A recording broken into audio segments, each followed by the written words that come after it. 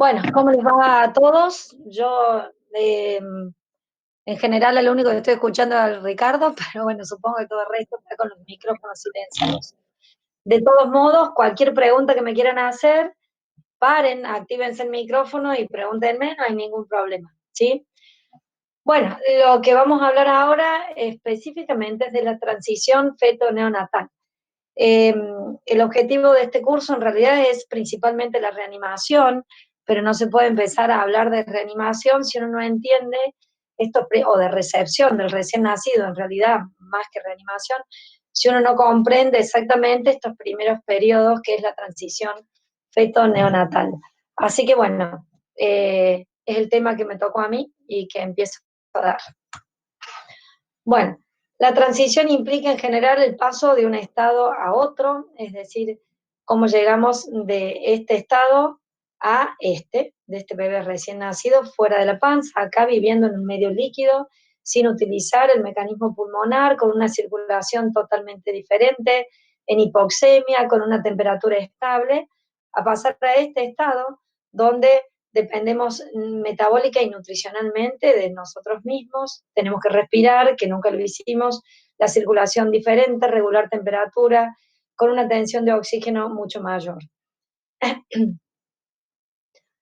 Bueno, cuando uno mira lo que significa transición en cualquier buscador o en cualquier diccionario, transición es esto, que es la acción o el efecto de pasar de un estado a otro estado, o también se define como el estado intermedio entre uno anterior y otro, y al que se llega a través de un cambio.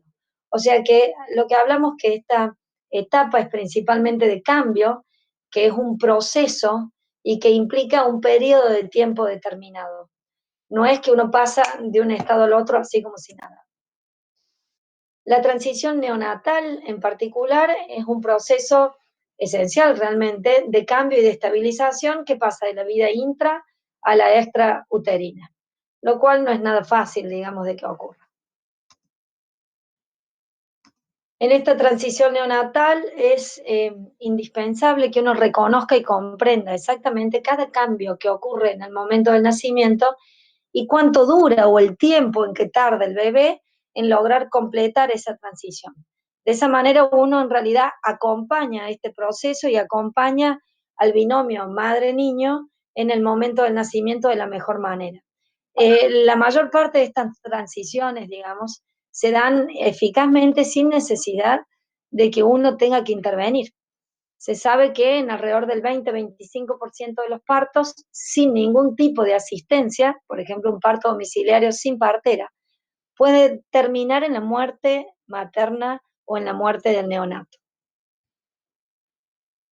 Por otro lado, el conocimiento y el entrenamiento de la persona que está mirando, digamos, esa transición y ese nacimiento, asegura que la asistencia que nosotros damos sea en realidad la adecuada. ¿Y a qué llamamos asistencia adecuada? Si el neonato y en ese momento de transición está haciendo las cosas bien y no necesita intervención nuestra, no tenemos que intervenir de ninguna manera justamente y no tenemos que interrumpir ese proceso fisiológico que se está dando en forma eficaz. En cambio, cuando detectamos que algo de eso está fallando, entonces ahí es cuando el rol del que es testigo de esta situación, en este caso nosotros como neonatólogos o pediatras asistiendo a una recepción, ahí es donde tenemos que dar una intervención rápida, oportuna y eficaz y por ende mejorar el pronóstico de ese neonato en el caso de que lo requiera. El proceso de transición incluye exactamente eso, que es la adaptación respiratoria, la adaptación o la transición, digamos, en la oxigenación, la adaptación en la circulación. Estas tres situaciones están íntimamente ligadas entre sí. Todos sabemos que el aparato respiratorio y circulatorio son prácticamente una unidad y por ende la oxigenación también. La adaptación térmica, la adaptación metabólica o metabólica nutricional y la adaptación neurológica. En realidad la adaptación es múltiple, pero estos 6 ítems son los más importantes, digamos, a tener en cuenta en este periodo, ¿sí? Vamos a hablar en particular de cada uno, principalmente de los 4 primeros. La adaptación respiratoria. Muy bien. La adaptación respiratoria. Todos sabemos que el feto fabrica líquido pulmonar, digamos, activamente, porque ese líquido que está ocupando los pulmones es el que es el determinante para el desarrollo del pulmón. Por ende, a través de canales de cloro que tiene el feto y demás, continuamente tiene un ritmo para fabricar, digamos, este líquido pulmonar que va aumentando desde el primer trimestre, digamos, que muchos dicen que es 5 mililitros kilo hora, y a medida que pasa el tiempo va subiendo hasta 30 incluso mililitros por kilo, ¿sí? De esa manera permitimos que se desarrolle el pulmón. Pero cuando vamos llegando al término, sabemos que el feto se tiene que ir preparando para nacer y en realidad no va a necesitar ese líquido pulmonar y lo tiene que reabsorber. El 75% de ese líquido es reabsorbido antes, inmediatamente antes y durante el trabajo de parto. El bebé a término, que se va preparando para el parto, comienza a tener una gran cantidad de canales de sodio adentro de los alvéolos y del epitelio pulmonar. Esos canales de sodio son los que van a permitir sacar el líquido de adentro del alvéolo hacia el intersticio. El bebé prematuro tiene una marcada escasez de estos canales de sodio que son los que van a intervenir en la reabsorción del líquido pulmonar. En cambio, el bebé a término de las 37 semanas en adelante, la cantidad de estos canales es eficaz. Eh, Otro porcentaje, digamos, de líquido se exprime, dicen, durante el trabajo de parto. Esto está relativamente eh, demostrado, digamos, pero es difícil de demostrar. Es simplemente la compresión por el canal del parto torácica, digamos, del bebé, que provocaría que cierto porcentaje de líquido sea también exprimido. Y el resto es reabsorbido en un momento clave, que es el momento de la expansión pulmonar. Se, cuando el pulmón se expande, ya lo vamos a ver con detenimiento, el líquido tiende a irse al intersticio y de ese intersticio quien drena es principalmente el drenaje linfático, ¿sí? Bueno, y finalmente se completa la reabsorción en alrededor de 4 a 6 horas después de nacido. Todo esto en condiciones fisiológicas, sin que medie ningún problema y hablando de un recién nacido a término, ¿sí? Bueno, seguimos. Insisto, me detienen si tienen alguna duda o me quieren hacer alguna pregunta o aclaración o lo que sea. Bueno, ¿qué hace el bebé para lograr todo esto que estamos hablando acá? El bebé hace esto. Lo primero que hace es iniciar un llanto. Ese llanto tiene que lograr expandir los pulmones, meter aire a presión e intentar reclutar alvéolos para iniciar el intercambio gaseoso, ¿no? Eh, por otro lado, tiene que desplazar el líquido alveolar hacia el intersticio, tiene que mantener respiraciones espontáneas regulares. El feto, cuando está dentro de la panza, hace movimientos respiratorios, por supuesto no mete aire, pero hace movimientos respiratorios principalmente acompañados durante el sueño. El tema es que estas respiraciones que hace el feto son muy irregulares y dependen de el pH y la PO2 materna y el sueño del bebé. Cuando nace, estas respiraciones se deben mantener regulares para no perder este reclutamiento, para mantener la posibilidad de intercambio alveolar, ¿sí? Y finalmente, tiene que mantener reclutado el pulmón, tiene que mantener esa capacidad residual funcionar que logra con las primeras inspiraciones, disminuyendo la tensión superficial del alvéolo. Para esto lo logra principalmente con la excreción del surfactante. Muy bien. Seguimos hablando de lo mismo para dar un poco de entendimiento a esta situación. Desplazar el líquido de la vía aérea genera, o sea, mover un líquido a través de cualquier lado genera mucho más resistencia que desplazar aire.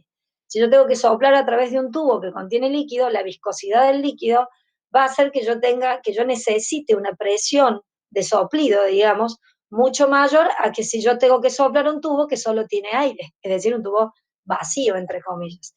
Bueno, eso es lo que tiene que hacer el niño en estas primeras inspiraciones. Tiene que lograr con las inspiraciones desplazar el líquido a través de la vía aérea que genera una resistencia mucho más alta que lo que genera normalmente el aire. Segundo, la velocidad de desplazamiento del líquido hacia el intersticio, es decir, desde el alvéolo, a medida que lo empuja el aire que quiere entrar hacia el intersticio, es mucho más rápida esa velocidad que la velocidad de reabsorción del líquido en el intersticio. Es decir, yo el líquido lo hago desplazar desde el alvéolo hacia el intersticio pulmonar y del intersticio se tiene que ir a los vasos sanguíneos, vasos linfáticos. Ahora, la velocidad en que yo desplazo el líquido al intersticio es mucho mayor que la velocidad que tarda el organismo en sacar el líquido del intersticio. Esto genera que el líquido del intersticio del pulmón tenga una alta, o sea, el intersticio en realidad tenga una alta presión hidrostática. Entonces el líquido tiende a reingresar al alvéolo si ese alvéolo no mantiene una presión mayor a la que está generada en el intersticio. Esto es lo que produce grandes fluctuaciones en la capacidad residual pulmonar de los neonatos, principalmente de los neonatos prematuros o del neonato término, que por cualquier factor no puede mantener las condiciones que hablamos previamente, es decir, las respiraciones regulares y espontáneas, mantener el reclutamiento a través de la excreción del surfactante y lograr un llanto eficaz, ¿sí? No sé si se entendió esa parte, cualquier cosa me avisa. Las acciones, por ende, o sea, ¿para qué sirve este entendimiento? Porque entonces todos tenemos que entender que cualquier acción o maniobra que genere una presión, una PIP, una presión al final de la expiración, ¿sí? Es decir, que el alvéolo no termine con presión cero para que no colapse, sino que se mantenga inflado. Y cualquier maniobra que disminuya la tensión superficial del alvéolo va a tender a mantener una capacidad residual funcional mucho más estable. Por eso el bebé que nace, muchas veces, por ejemplo, los bebés con taquipnea transitoria o con la famosa reabsorción demorada o lo que sea, tienden a hacer maniobras de autopip, es decir, el famoso quejido expiratorio de los neonatos o esto de retener la inspiración y no soltarla con facilidad, son las maniobras de autopip, que su único objetivo es que la presión del alvéolo sea mayor que la presión del intersticio para que el alvéolo no colapse y yo logre mantener una capacidad residual funcional efectiva. Lo mismo lo logra, por supuesto, el surfactante, y acá viene la parte importante nuestra, en el caso que tengamos que dar intervención, la importancia que tiene el famoso CPAP, que es esto de dar una presión sostenida, digamos, continua, al alvéolo del niño y darle PIP de tal manera que mantenga expandido los alvéolos, mantenga su capacidad residual y le demos una mano en este intento de autopip que está haciendo el niño, que no puede lograr la remoción total del líquido, ¿sí?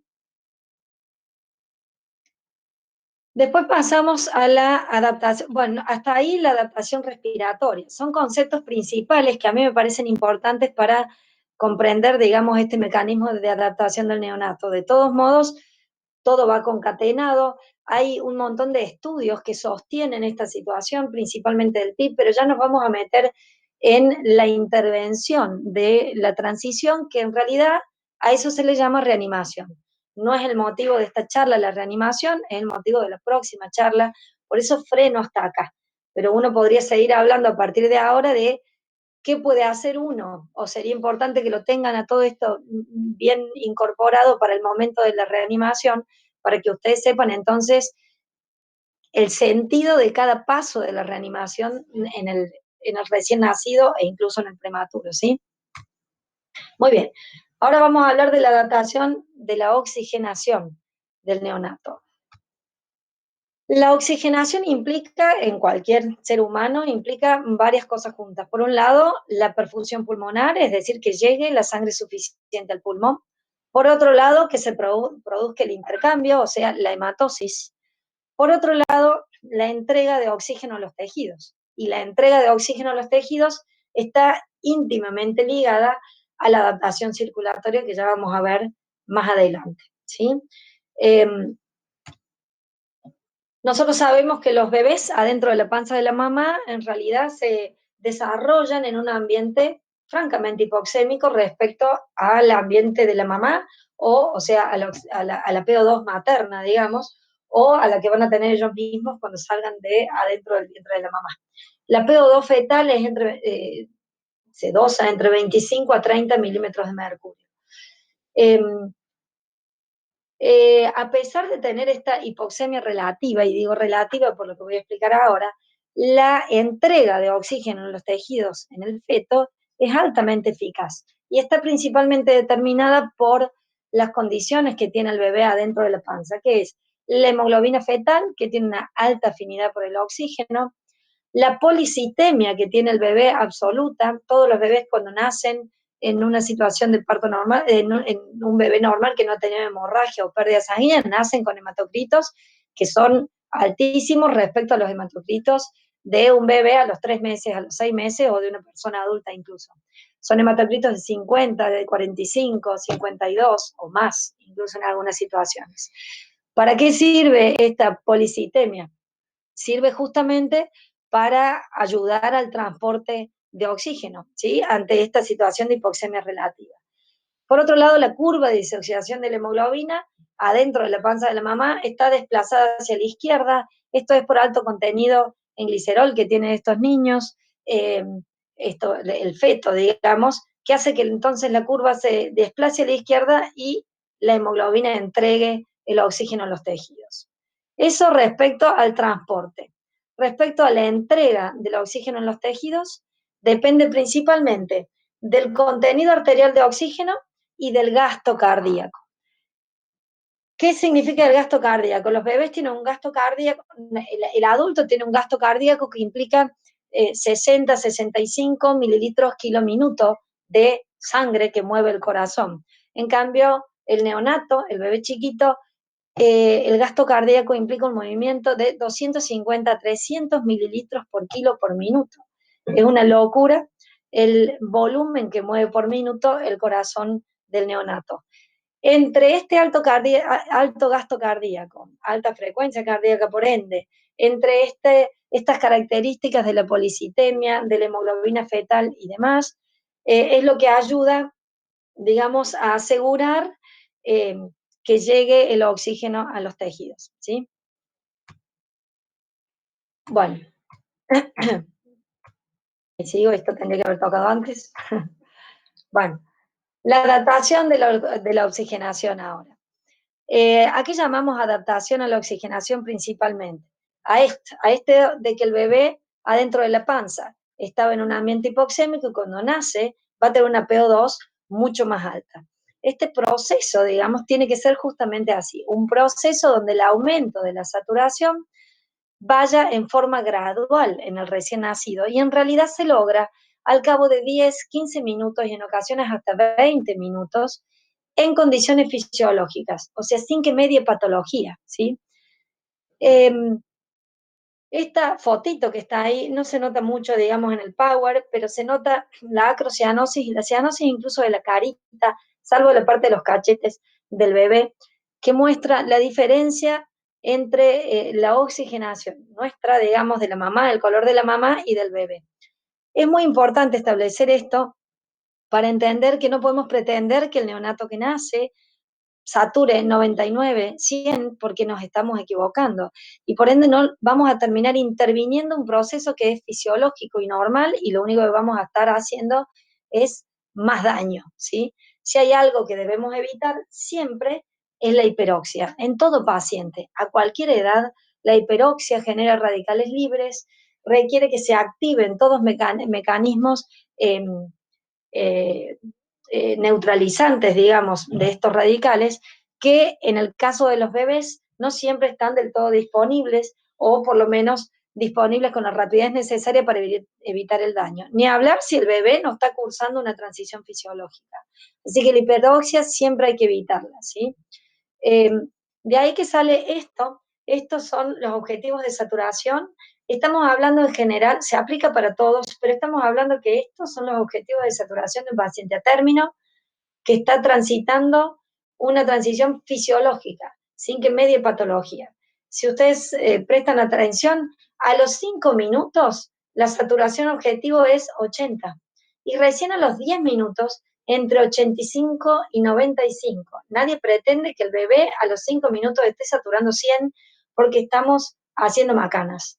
Por ende, es muy importante que en la sala de recepción haya un saturómetro para evitar que nosotros oxigenemos de mirar el color del bebé nada más, oxigenemos y tendamos a ventilar al bebé de alguna manera con oxígeno, provocando en realidad esta famosa hiperoxia con todos los daños que se asocian, ¿sí? Por ende, en la adaptación de la oxigenación, el bebé tarda alrededor de 15 minutos en llegar a una oxigenación de alrededor del 95%. Sí hay límites propuestos que es a los 5 minutos 80, a los 10 minutos al menos 85. Es lo que uno pretende sin intervenir. Bueno, ahora vamos a pasar a la adaptación circulatoria. Si hay alguna pregunta respecto a la oxigenación, este es el momento que me pueden hacer, en realidad en cualquier momento, pero bueno, antes de pasar al otro tema. ¿Estamos bien? ¿Se me escucha bien? Bueno, asumo que sí. Sigo.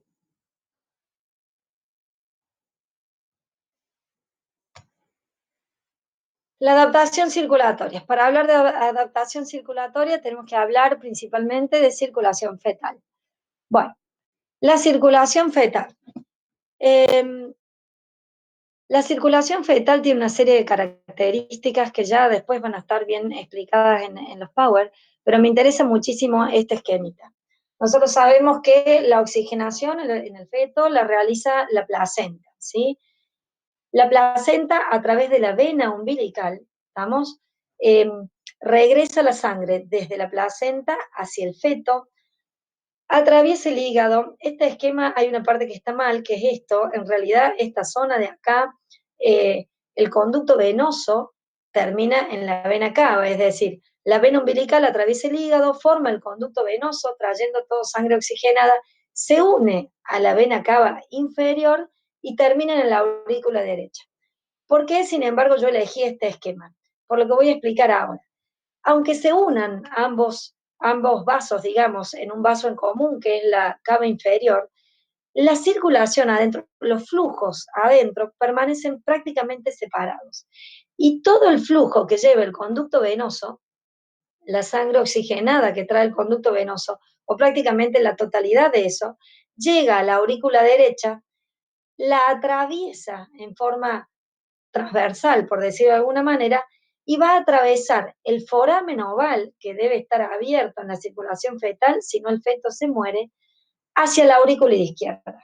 Es decir, el llenado de la aurícula izquierda con sangre oxigenada depende principalmente del conducto venoso que viene de la vena umbilical y que trae sangre oxigenada de la placenta, que atraviesa la aurícula derecha en forma transversal y para penetrar a través del foramen oval a la aurícula izquierda, ¿sí? Esa sangre oxigenada que recibe la aurícula izquierda sale a través de la aorta, ¿sí? Y es la que va a asegurar la perfusión y la oxigenación de las primeras ramas de la aorta, que son las arterias coronarias, y ambas carótidas y el tronco brachiocefálico, ¿sí? O sea, que el cerebro y el corazón tienen asegurada la mejor PO2, digamos, a través de esta circulación, ¿sí? Por otro lado, sigamos por la vena cava inferior y la vena cava superior, que vienen trayendo el flujo venoso de la zona inferior y la zona superior del cuerpo respectivamente, también llegan a la aurícula derecha, pasan como flujo preferencial al ventrículo derecho y del ventrículo derecho sale hacia la arteria pulmonar.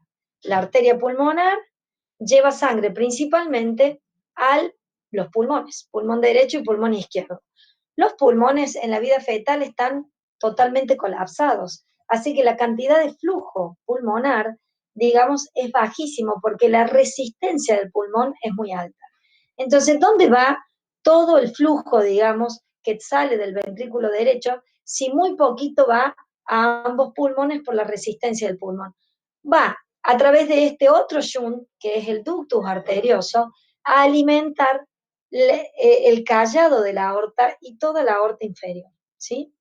Entonces, la aorta, que nacía en el ventrículo, nace en el ventrículo izquierdo, la primera parte de la aorta, que asegura el nacimiento de ambas carótidas y de las coronarias, recibe el flujo francamente oxigenado. Ese flujo oxigenado se mezcla con el flujo no oxigenado que venía de las cavas desde el ventrículo derecho y que salía por la arteria pulmonar y atravesaba el ductus, se mezcla para entonces oxigenar todo el resto del cuerpo a través de la aorta, ¿sí? Entonces, esa sería la circulación arterial, por decirlo de alguna manera, del feto. Desde ambas ilíacas salen las arterias umbilicales, donde la mayor parte del flujo se va hacia la placenta para ser nuevamente oxigenado y el resto del flujo se va a los miembros inferiores, ¿sí? Una vez que está en la placenta, vuelve a tomar el oxígeno, sale por la vena umbilical, por otro lado la vena cava inferior drena el flujo venoso del cuerpo, ¿sí? Entonces, esas características, la presencia del foramen oval y la presencia del ductus arterial y del ductus venoso son los que aseguran la posibilidad de sobrevida en la circulación fetal, ¿sí? Sigamos a ver, si no se entendió algo de esto, si quieren que lo repitamos, lo vamos a repetir a medida que pasamos, pero me lo avisan. ¿Cuáles son las características entonces de la circulación fetal? Las características son, por un lado, tengo un circuito en paralelo. Por otro lado, yo tengo una alta resistencia vascular pulmonar. Los pulmones están colapsados, la resistencia vascular pulmonar es altísima. Hace que vaya muy poca sangre a nivel pulmonar. La resistencia vascular sistémica es bajísima porque está dada por la placenta. La placenta es un lecho de baja resistencia. Es como si uno se imaginara un río, es la parte donde el río se abre y parece que el agua ni corre, es la parte de los esteros, digamos, que en realidad el agua corre permanentemente, pero la velocidad del flujo es bajísima y por ende la resistencia al flujo también. Eh, Otra característica, digamos, esencial de la circulación fetal es la presencia de shunts.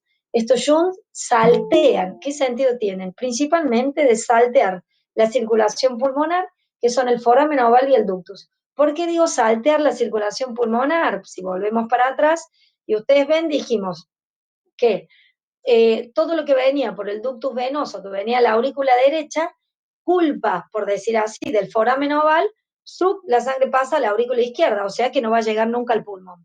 Y por otro lado, la sangre que venía de ambas cavas y sale por la arteria pulmonar para ir al pulmón, se desvía, culpa de la alta resistencia pulmonar, por el ductus hacia el flujo sistémico. O sea que en realidad, gracias a estos shunts, digamos, se saltea la circulación pulmonar y se desvía hacia la circulación sistémica.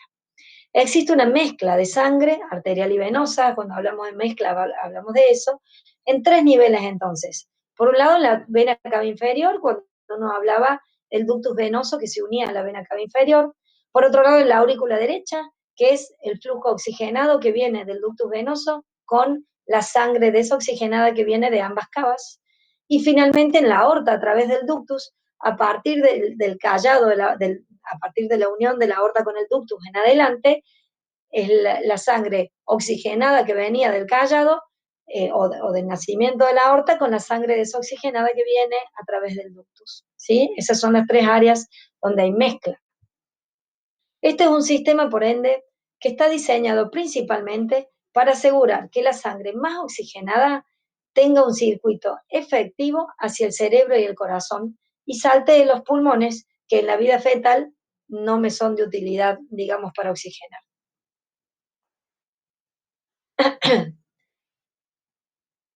Las conclusiones de todas estas características son las siguientes. El volumen que maneja el ventrículo derecho es muchísimo mayor que el ventrículo izquierdo. Si uno se pone a pensar en la vida extrauterina, esto es totalmente a la inversa, ¿no? Entonces, el volumen que maneja el ventrículo derecho es en una relación de 5:3 mayor que el ventrículo izquierdo. Hablando de presiones, la presión que maneja la aurícula derecha es francamente mayor que la aurícula izquierda. La aurícula derecha recibe la precarga de precarga prácticamente todo el volumen del débito cardíaco, todo el volumen de las cavas, más lo que viene por el ductus venoso lo recibe la aurícula derecha. La aurícula izquierda lo único que recibe es el poco flujo del retorno venoso del pulmón, que es poco, y la parte que se desvía a través del foramen oval del conducto venoso. Si no fuera por eso, la aurícula, realmente la presión en la aurícula derecha y el retorno en la aurícula izquierda, perdón, y el retorno venoso es bajísimo, ¿sí?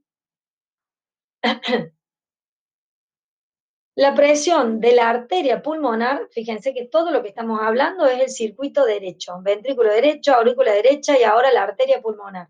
Es mucho mayor que la de la aorta, cosa también totalmente diferente después del nacimiento. El 90% del volumen del ventrículo derecho pasa a la aorta a través del ductus. O sea, todo el volumen del ventrículo derecho sale del ventrículo hacia la arteria pulmonar, pero rápidamente es desviado, o sea, sale por el tronco de la pulmonar, pero es desviado de las ramas a través del ductus hacia la aorta, para irrigar todo menos las coronarias y la carótida, ¿sí? Esas serían las conclusiones, digamos, de esta manera de circulación fetal. Bueno, ¿cuáles son los eventos más determinantes en la circulación fetal? Esos dos. Uno, el clampeo de cordón, y el segundo, la expansión y la aireación pulmonar, ¿sí? Son realmente determinantes para provocar una diferente manera de circular de la sangre. ¿Qué pasa cuando sucede esto? Cuando uno habla de transición de la circulación, lo que sucede sí o sí es esto. Al clampear el cordón y al expandirse los pulmones, que es lo que acabamos de mostrar recién, o sea, esto, la expansión en la aireación pulmonar y el clampeo del cordón provocan, por un lado, una caída marcada de la resistencia venosa pulmonar, ¿sí? De la resistencia vascular pulmonar. Esto está mediado por el incremento de la PO2, que libera, entre otras cosas, óxido nítrico, prostaglandina, aumenta el pH. Acuérdense que el feto vive en condiciones de cierta acidemia. Cuando sale de la panza y se producen todos estos cambios, aumenta el pH del bebé. Todo esto provoca una caída en las resistencias vasculares pulmonares y aumento del flujo sanguíneo pulmonar por ende. Por otro lado, al clampear el cordón, yo saco la placenta del juego y la placenta, que era un sistema de baja resistencia, como estuvimos hablando recién, se pasa a tener paso yo, digamos, a tener, discúlpenme, un aumento en la resistencia sistémica marcada que está dado por mi propia sistema vascular periférico. Por otro lado, ante el estrés del parto, se liberan una gran cantidad de catecolaminas. Todos sabemos que las catecolaminas provocan aumento en la resistencia periférica. Así que yo paso de tener una resistencia sistémica bajísima que me la daba la placenta a tener un franco aumento en la resistencia sistémica, ¿sí? Por ende, se invierte la presión de los circuitos. Caen los shunts de derecha a izquierda. Al cambiar la presión de los circuitos, yo tengo un circuito derecho de baja presión y tengo un circuito izquierdo de alta presión. Por ende, el shunt, al subir la presión en la aurícula izquierda, se cierra el foramen oval. Y al subir la presión a nivel de la aorta, se invierte el shunt desde la aorta hacia la pulmonar, o mejor dicho, cae progresivamente ese shunt de derecha a izquierda que se daba a través del ductus, ¿sí? Bueno, de nuevo esto.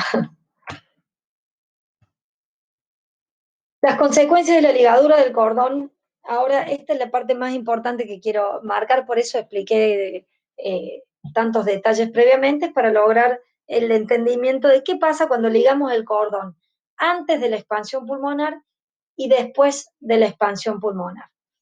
Si uno liga el cordón antes de que el pulmón expanda, significa antes de que el bebé llore o antes de que iniciemos artificialmente el mecanismo de expansión pulmonar a través de una ventilación, ¿sí? Por presión positiva, por ejemplo. ¿Qué sucede? Sin ventilación pulmonar, la vasculatura del pulmón permanece colapsada. Por lo tanto, la resistencia al flujo es altísima, el flujo es escaso y por ende el retorno de las venas pulmonares hacia la aurícula izquierda sigue siendo escaso. Por otro lado, sigue permeable el ductus con el shunt derecha e izquierda, porque la sangre que sale por la arteria pulmonar y quiere ir a los pulmones se encuentra con una resistencia importantísima a nivel de las arterias pulmonares y por ende sigue desviando a través del ductus. Eh, si no están ventilados los pulmones, ¿sí? El flujo por la vena umbilical está suspendido porque yo ya corté el cordón. Por ende, la vena umbilical y el ductus venoso que llenaban mi aurícula derecha, olvídense porque ese flujo está suspendido, que me traía para colmo sangre arteriolizada, oxigenada, ¿sí?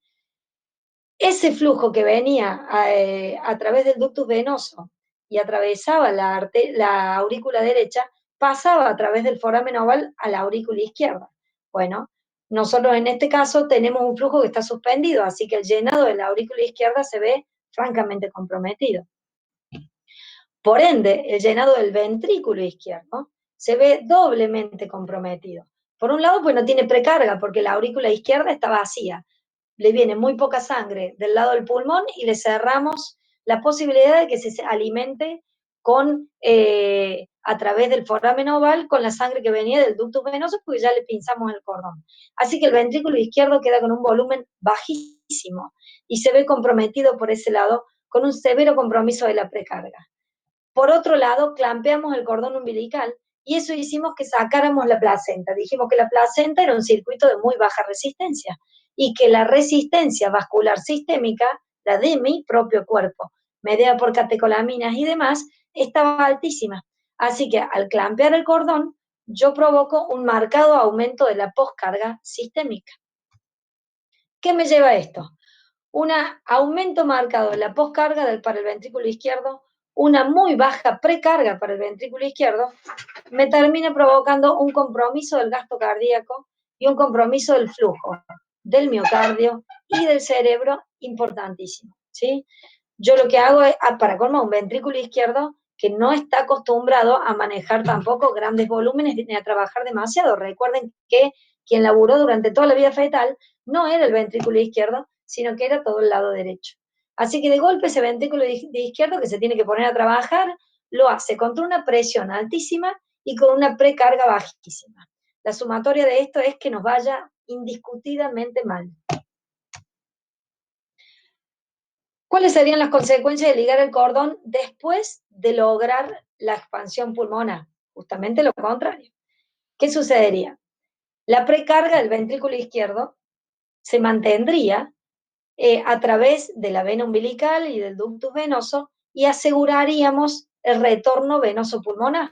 Es decir, yo aseguro que a la aurícula izquierda le llegue el flujo que viene a través de la vena umbilical. Y por otro lado, a medida que expando los pulmones, sé que al expandir el pulmón estoy aumentando el flujo a nivel pulmonar porque se caen las resistencias. Si aumento el flujo, el retorno que sale por las venas pulmonares hacia la aurícula izquierda también aumenta. Así que yo me estoy asegurando que esa aurícula izquierda tenga una buena precarga y que por ende, un buen llenado, digamos, y que por ende el ventrículo izquierdo mantenga una muy buena precarga, digamos.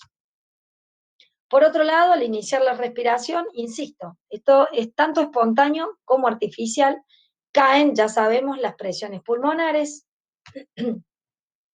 Se cierra, al caer la presión pulmonar, se cierran el shunt de derecha e izquierda, o por lo menos dejan de funcionar. El cierre definitivo se da después. Lo que hablamos de cierre es el cierre funcional de las cosas. Al caer la presión de un lado, deja de shuntear del lado de más presión al lado de menos presión, que antes era del derecho al izquierdo. Al ir cayendo la presión del derecho, se igualan las presiones e incluso aumentan en el izquierdo, chau shunt derecha-izquierda, ¿sí? Lo mismo, perdón, con el foramen oval. Al aumentar la presión en la aurícula izquierda, disminuye el shunt a través del foramen oval, porque pasa lo mismo que con el ductus. Primero se igualan las presiones y a posterior van aumentando las presiones del lado izquierdo. Bueno, la arteria umbilical, al permanecer permeable, sirve principalmente para evitar un aumento brusco de la poscarga en el ventrículo izquierdo. Entonces, mientras yo preparo la precarga a nivel de ambas aurículas, la precarga para el ventrículo izquierdo, que no está acostumbrado a trabajar, acuérdense, le estoy facilitando mantener el lecho placentario, digamos, o mantener la poscarga baja, manteniendo el lecho placentario. Por otro lado, sigo oxigenando a través de la vena umbilical hasta que el bebé puede hacer esos primeros segundos de transición de la circulación, ¿sí? No sé si se entiende hasta ahí. Frénenme, insisto, no tengo ningún problema de volver a repetir. Bueno, y finalmente logro con eso un gasto cardíaco estable durante la transición. Hay un montón de estudios que respaldan esta situación. Eh, Hay estudios que se están haciendo hace varios años. Hay un estudio muy lindo que no tengo la gráfica acá para traerla. Ahora me estoy arrepintiendo de no haberla puesto, me parecía demasiada información. Pero hay una gráfica que mide flujo y presión en las carótidas y en la vena umbilical, clampeando el cordón antes de la expansión pulmonar y logrando el clampeo del cordón después de la expansión pulmonar. Y lo que se ve claramente es cómo el flujo y la presión a nivel de la carótida y de la vena umbilical mantiene una gráfica constante sin variaciones abruptas. Y eso funciona como protector principalmente a nivel del miocardio y del sistema nervioso central, a nivel del cerebro. Por eso, esta última detalle del flujo cerebral protegido, ¿sí? Bueno, ¿cuáles son los principales efectos hemodinámicos? Estos tres que yo les estaba explicando, que se veían en esta gráfica, que es mantener estables en estas primeras etapas el flujo en la vena umbilical, el flujo carotídeo y la presión de sangre, la presión, digamos, carotídea, ¿sí? Eh, Existe también, antes de pasar a la adaptación térmica, existe también una maniobra, bueno, perdón, de ahí la recomendación indiscutida que el clampeo del cordón, eso lo van a ver cuando vean recepción, por eso no lo he puesto acá, pero es lo mismo, recepción del neonato, el clampeo del cordón hoy, eh, antes de la expansión pulmonar, realmente es una locura que persistamos haciéndolo. Debemos esperar no menos de 30 segundos. Incluso hay estudios que directamente hoy están comparando realizar la reanimación del neonato, o sea, el neonato que no logra bien esta transición y que requiere reanimación, realizar la reanimación con el cordón desclampeado, al lado de la mamá, digamos, manteniendo la placenta y asegurando esa circulación, siempre y cuando no exista aún el desprendimiento de la placenta o el alumbramiento, por supuesto, ¿no? Eso es para los primeros 2, 3, 5 minutos de reanimación. Hay un montón de estudios hoy que corren con el cordón desclampeado al lado de la cama de la mamá, ¿sí? Como para tenerlo en cuenta, digamos, esta situación. Así que uno, cuando no importa, esto se aplica tanto a los bebés nacidos a términos como a los pretérminos, incluso a los pretérminos extremos. En los pretérminos extremos me estoy metiendo en un tema que es para más adelante, porque insisto, esto es recepción del recién nacido, pero es importante que remarquemos acá este concepto. Eh, Actúa de protector para hemorragia intraventricular y por otro lado es indiscutiblemente un predictor de mortalidad. Hoy el clampeo precoz, es decir, antes de la expansión pulmonar, se relaciona con una posibilidad de mortalidad aumentada respecto al clampeo tardío de hasta el 25%. O sea, una locura clampear el bebé apenas nace sin esperar que el niño inicie la respiración espontánea o incluso si no le inicia, sin esperar que nosotros provoquemos la respiración del bebé para lograr el aumento del volumen pulmonar, ¿sí? Bueno, si tienen alguna pregunta a este aspecto me avisan, si no, sigo adelante. Bueno, hasta ahí las tres adaptaciones más ligadas entre sí, que es este tema de la adaptación respiratoria, la oxigenación y la circulación. Ahora vamos a hablar de la adaptación térmica, otro ítem, digamos, importantísimo en el neonato, que hay montones de estudios que lo avalan y que estaría bueno ver, que son todas cosas que uno por ahí no tiene en cuenta o cree que está contemplado y no controla antes de que nazca el bebé estas situaciones.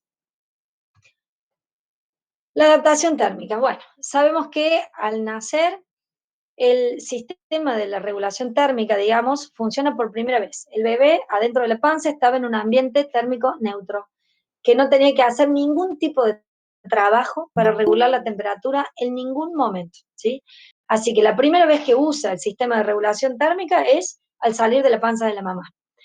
Las características del bebé respecto a la regulación térmica son estas que están especificadas acá. Por un lado, que no lo usó nunca, eso es importante determinar. Por otro, no tiene ni posibilidad de ensayar, digamos, el bebé, como por ejemplo ensaya la respiración. Acá la adaptación térmica, no. Eh, la piel del bebé es mucho más fina, incluso si nace a término, es una piel mucho más finita que la que tenemos nosotros, o el bebé después de los primeros 7 a 11 días, que tiene otro tipo de piel. La grasa en el bebé es relativamente escasa. ¿A qué grasa me refiero? A la grasa parda. No es la grasita que ustedes ven del bebé gordito a término. La grasa parda es la grasa interna, la que rodea los órganos y la que los protege. Esa es la grasa que el bebé utiliza para regular temperatura. Y la grasa parda, incluso en el bebé a término, es realmente escasa. Los vasos sanguíneos, por otro lado, son finitos y muy superficiales. Los vasos sanguíneos, la circulación sanguínea es la que asegura también la posibilidad de mantener la temperatura, y al ser muy superficial, el calor que generan se pierde rápidamente al estar en contacto con esta piel, que para colmo ya es de por sí fina. Por otro lado, el mecanismo de tiritamiento, que nosotros siempre que tenemos frío tiritamos, el bebé no lo tiene en el momento de nacer. Así que no van a ver ningún bebé tiritar por frío. Si ustedes ven un neonato tiritando, qué sé yo, probablemente esté convulsionando, así que tengan cuidado, porque no puede tiritar el neonato al nacer, ¿sí? Eh, la regulación térmica del neonato depende, como decía yo recién, del tema de la grasa parda. El metabolismo de la grasa parda implica un gran consumo de oxígeno y un gran consumo de glucosa por parte del neonato. Así que el bebé que nace, y yo lo hago nacer en un ambiente frío, tiene que elaborar un montón, además de todo lo que vimos hasta ahora, que sería lo fisiológico, tiene que elaborar un montón para mantener la temperatura, consumiendo oxígeno y consumiendo glucosa. En el caso de que el bebé sea prematuro, el prematuro de menos de 34 semanas, menos del 1% del peso es grasa parda. En cambio, en el recién nacido a término, alrededor del 18% del peso es grasa. Así que imagínense lo que tiene la posibilidad de reserva de grasa que tiene el prematuro, y de regular la temperatura es realmente escasísima, prácticamente nula. Bueno, ¿qué efectos tiene la hipotermia en el recién nacido? Están todos estudiados, comprobados y con evidencia, eh, y realmente es nociva, digamos, la hipotermia en el bebé. Incluso en el bebé nacido a término y en condiciones fisiológicas y que no tiene ningún trastorno, someterlo a la hipotermia interfiere horriblemente, digamos, en su proceso de transición, y puede hacer fallar este proceso, ¿sí? Que el bebé ya requiere intervención, internación, etc. ¿Qué provoca la hipotermia? Por un lado, vasoconstricción periférica, con todo lo que vimos acerca de la vasoconstricción. Por otro lado, por supuesto, mala perfusión. Por otro lado, hipoxemia. Por otro lado, acidosis metabólica y acidosis láctica. Por otro lado, un alto consumo metabólico con gasto de la reserva de glucosa con la que el bebé nace. Y finalmente, un aumento marcado de la mortalidad. La hipotermia hoy, la temperatura, cuando el bebé sale de la recepción, el control de temperatura hoy es uno de los factores de calidad, o sea, un determinante de calidad, ¿sí? Que nos sirve para saber la calidad de recepción que le dimos a ese neonato. Si el neonato sale hipotérmico de la sala de partos, las cosas las estamos haciendo mal. Estudiando la hipotermia, que hablaban principalmente, le buscaban la relación que tenía con la hemorragia, la acidosis, etcétera. Si hay algo con lo que se encontraron, digamos, la mayoría de los estudios, es una relación directa con la mortalidad. El bebé que para colmo requiere reanimación y sale hipotérmico, tiene un aumento en la mortalidad de hasta el 30%. Así que imagínense cómo interfiere la hipotermia en los recién nacidos, ¿sí? Sigo adelante. Si me quieren detener, me avisan. Bueno, Seguimos hablando de la adaptación térmica. ¿Cómo hacemos para lograr que estos neonatos logren una buena adaptación térmica? ¿Sí? Por un lado, los chicos tienen que nacer en un ambiente térmico neutro. Se llama ambiente térmico neutro al ambiente, a la temperatura que debe tener la sala de recepción, que se sugiere que sea entre los 24 y los 26 grados centígrados. Algunos lo hacen entre los 25 y los 28 si el bebé es prematuro, pero con que la sala tenga 24 o 26 grados, eso ayuda francamente a la regulación térmica. La mayoría de nuestras salas de recepción rondan entre los 20 y los 22 grados. Eso también está comprobado y medido incluso hasta la actualidad en los mejores centros. Eh, es más, no tienen ni idea ni qué temperatura tiene la sala porque ni siquiera la miden, ¿sí? Por otro lado, la temperatura del bebé se debería mantener todo el tiempo con o sin reanimación entre 36,2 y 37 grados. Por debajo de esa temperatura o por encima ya puede tener efectos nocivos al bebé. ¿Mm? El calor que se sugiere dar al bebé, más allá del ambiente térmico neutro, el calor que uno le da se sugiere que sea calor radiante. No puede ser con ventilador, con un, ¿cómo se llaman? Los caloventores, por ejemplo, bajo ningún concepto, el calor tiene que ser radiante, tipo servocuna, y no debe estar a menos de 50 centímetros del bebé. O sea, no debe acercarse a menos de 50 centímetros por la posibilidad de quemar directamente al niño, ¿no? Acá ingresa otro término sumamente importante, que es el contacto piel a piel o COPAP. Eh, el COPAP es un importantísimo regulador de la temperatura, ya lo vamos a nombrar bien. Las maniobras de secado por fricción, ojo con la fricción, no podemos desgarrarle la piel al pobre niño, no es eso, pero la fricción ayuda más allá de la estimulación inicial que muchas veces requieren algunos bebés, ayuda a secar al niño para evitar la pérdida de calor, ¿sí?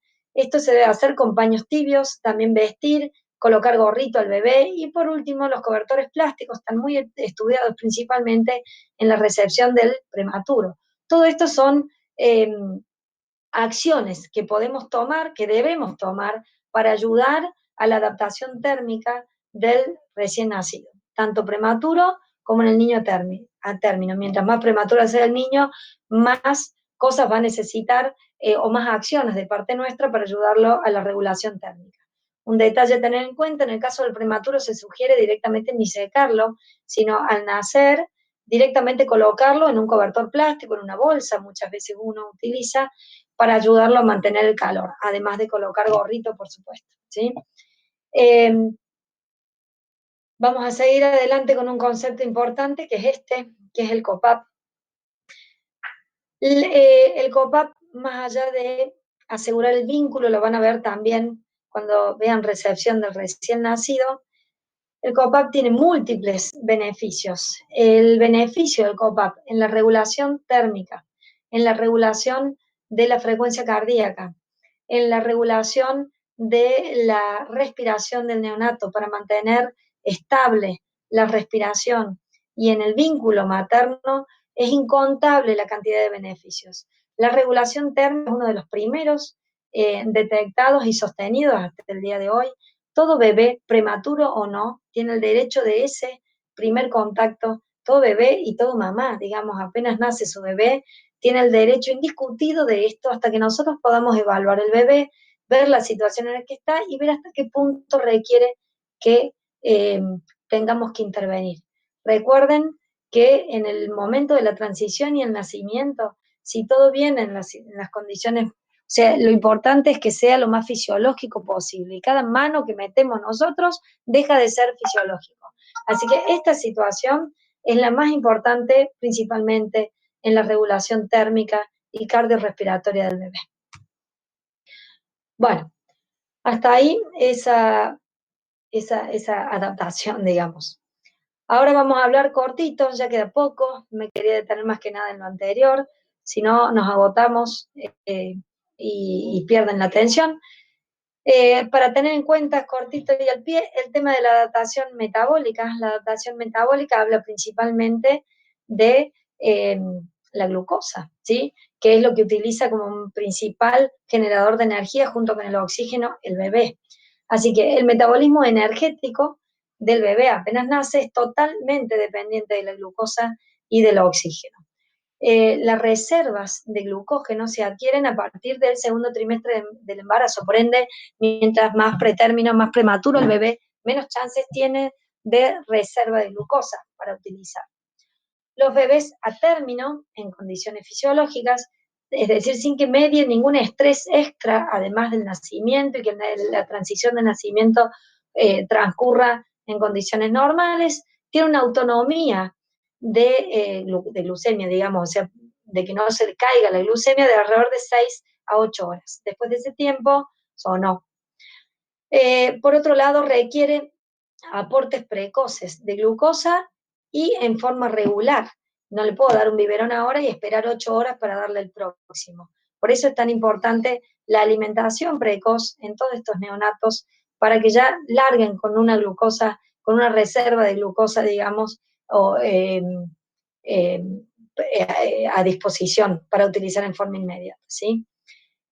O actualmente, el nivel, cuando se considera hipoglucemia en el neonato apenas nace, está sumamente discutido. Actualmente se fija el nivel de hipoglucemia en 40, hasta hace muy poco en 45, pero bueno, alrededor de 40 miligramos por ciento, no menos, eso sí que no menos hasta el momento, se considera hipoglucemia. O sea, de 40 para abajo se considera hipoglucemia y probablemente tengamos que intervenir de alguna manera para lograr revertir esta situación, ¿sí?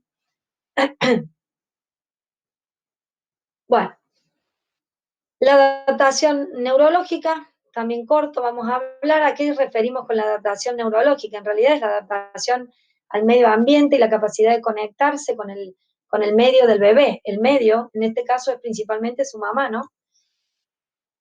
Todos los chicos tienen periodos, digamos, tienen unas fases de reactividad que tienen un primer periodo que está descrito que dura alrededor de 30 a 60 minutos, donde el bebé está alerta, tranquilo, con una frecuencia cardíaca relativamente alta, maneja frecuencias de 150, 145 para arriba, está como conectado con el ambiente. Eh, si uno le provoca ahí los reflejos de hociqueo o el de búsqueda, digamos, y el reflejo de succión, están bien marcados y bien presentes. Ese primer periodo de alerta es el que nosotros tendríamos que indiscutiblemente utilizar para que el bebé, si está transitando, si ha nacido en condiciones de normalidad, se prenda inmediatamente y tenga su primera interacción al pecho materno. Después, todos tenemos que haber visto que una vez que nace el bebé, que la mayoría de nosotros terminamos poniendo una cunita o en una incubadora, el bebé está con los ojos abiertos, mirando para todos lados, quietito y tranquilo, respirando con regularidad, rápido, taquicárdico, pero bien reactivo. Ese bebé en realidad no merece estar adentro de la cunita ni adentro de la incubadora. Ese bebé tiene que estar en esta situación, así. Ahí tiene que estar ese bebé, en el pecho de la mamá y dispuesto a comer y a dar el pecho. Aunque la mamá todavía esté incluso en la sala de partos, no contraindica que podamos entregar el bebé y que termine esos minutos de reactividad, digamos, al lado de su mamá y probablemente hasta amamantando.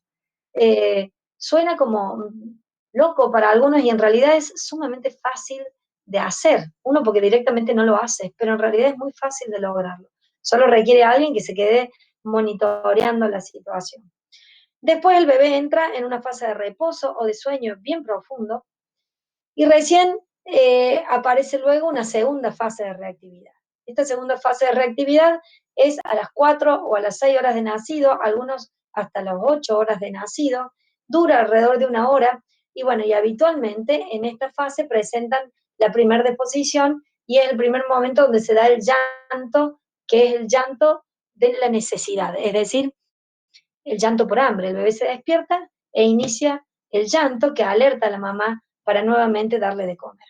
Si nosotros perdemos estos primeros 30, 60 minutos de alerta, después le queremos dar de comer y el bebé está en esta situación de sueño profundo y le enchufamos el biberón o no podemos y directamente tenemos que esperar hasta esta segunda fase de reactividad. Mientras tanto, este pobre hijo tiene que estar consumiendo la poca glucosa que tenía, consumiendo su reserva siempre, que le va a alcanzar siempre y cuando sea un neonato a término.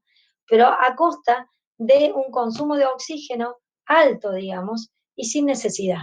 Todo por un error nada más en estos primeros minutos de no acercarle a ese bebé el pecho de la mamá.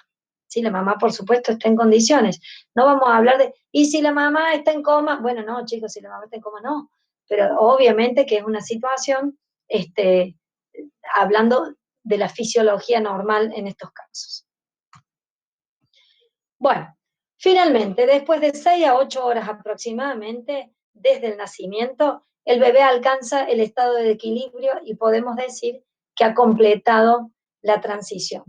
Eh, si ustedes ven más o menos el tiempo, muchas veces los bebés que al principio decimos, este gordo, ¿qué le pasa? Que no está respirando bien, lo tuve que apoyar un poquito con presión, con oxígeno, lo tuve que poner un ratito en incubadora para que se acomode, le tuvimos que acomodar también, es justamente porque está en este periodo de transición que necesita este tiempo para lograr el equilibrio. Si el bebé lo logra en este tiempo, ha hecho las cosas bien. Yo puedo intervenir solo en el caso de ser necesario para ayudarlo a que curse esta transición de la mejor manera, ¿sí? Lo aplaudimos a los pobres chicos después de haber pasado tantas situaciones juntas, digamos, y haber tenido que sufrir todos estos cambios que van a implicar el estrés más grande en la vida que tengamos los seres humanos siempre. No hay estrés más grande que nacer, ni siquiera morir. Bueno, y finalmente, esta frasecita, que el día más difícil de la vida en realidad puede ser el mejor día es el día en que uno nació, y empezamos a vivir con todas las posibilidades que eso nos da, ¿sí? Bueno, muchas gracias por haber escuchado todo esto y nos vemos en la próxima presentación.